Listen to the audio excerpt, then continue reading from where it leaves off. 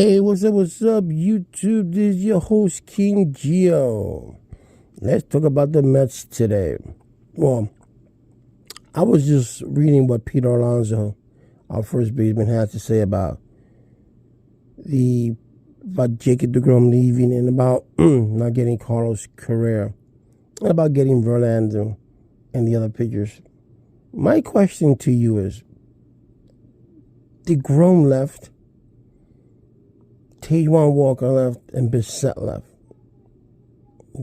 and Bassett left, and in comes in Verlander, Kanja, and others. Do you think that replacing deGrom with Verlander and getting the other pitchers is going to make a difference in our rotation? I mean, is one better than the other? I mean, to me, deGrom is better than Verlander. That's my opinion.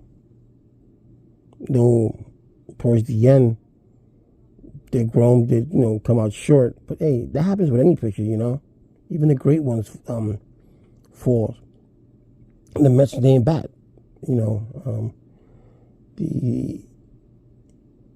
The irony is that, we seem paper-wise, I've seen pitchers. In my lifetime, I've seen pitchers who have Tommy John surgery come back better, because that's what happened with deGrom when he had his surgery. He came out better than he did before. And for some odd reason, they tend to throw even harder. But Verlander is 40. deGrom was in his 30s. It's a big difference there. I'm still, even though we still have the same team basically of last year, do I see 101 wins? I don't know. I mean, it's kind of hard to decide. Like I said, baseball, it's a weird game. And to say that yes, the Mets are going to get 100 wins, it'll be irresponsible. I mean, but would they get 90 wins? Yeah, I think they'll get 90 wins. And some pieces during the season will get moved. Whether it's getting one player or letting go of another player. But something will happen. But it's going to be interesting to see the replacement that we got with Verlander and Kanja, and Peterson and all that kind of stuff. We're going to see what kind of pitching rotation we're going to see. Because Scherzer, Verlander, those guys are there. One is 40, the other was going to be 40. So it's not easy. But it's going to be an interesting season. I mean, it's going to be interesting overall because, now the shift, you can only do a shift a certain amount of times. Throwing to first base. That's going to amp. The only good thing about and the clock. The only good thing about that is that it's going to amp up the game. There's going to be more plays being made because it's going to be shorter time. The pitcher has less time to throw, so he has to be quick to the mound. So so there'll be more action on the play.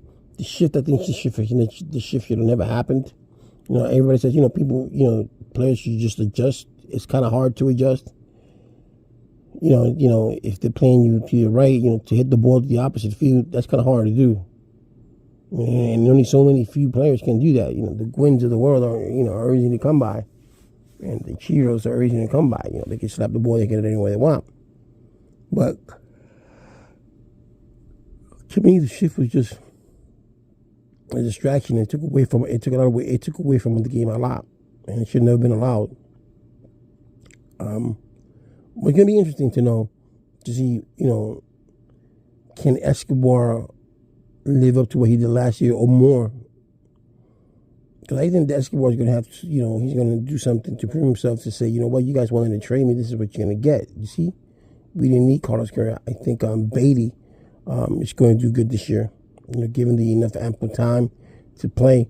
I mean, he should have played. I believe he should have just gone to the Winter League. He should have played winter ball too, so he can get his game tight. But we'll see. The World Baseball Classic is coming up now, and yes. Before I go any further, don't forget to subscribe to my channel, hit that like button, hit that bell, and notify you when I'm going to upload a video. And check this out before I go even further than this.